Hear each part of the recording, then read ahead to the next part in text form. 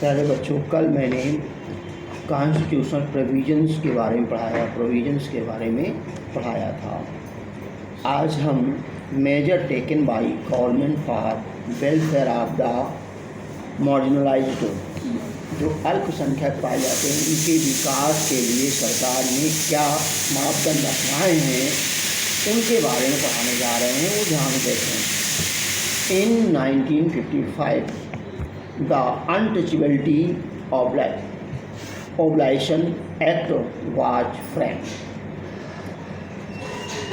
SC, ST, OBC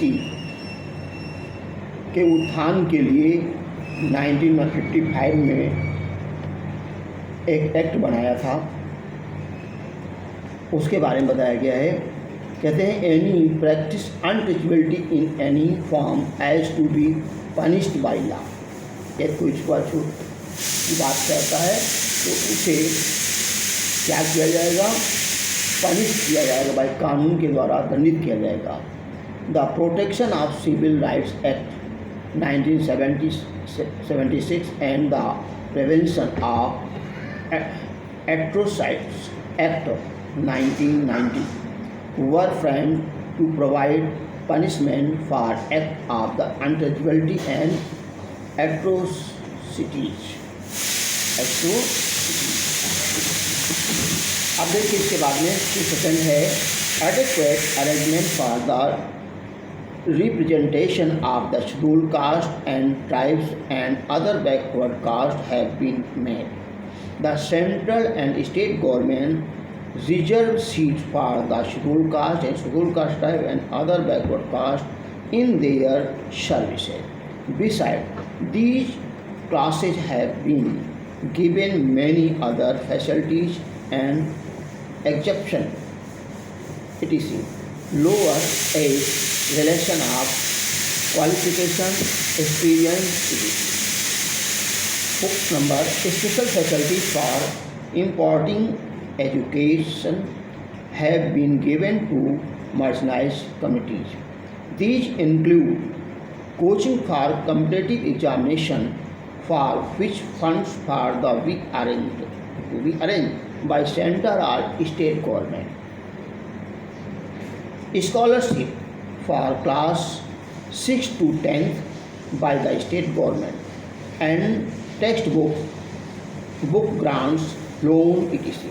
And arrangement for hostel for ST, ST and girls, vocational training in tribal areas.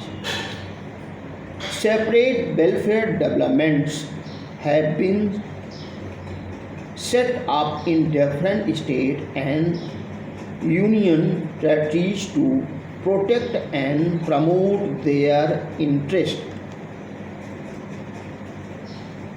कहते हैं separate welfare department, इनके विकास के लिए कौन? SC, ST, OBC के विकास के लिए एक अलग डिपार्टमेंट बनाया गया है।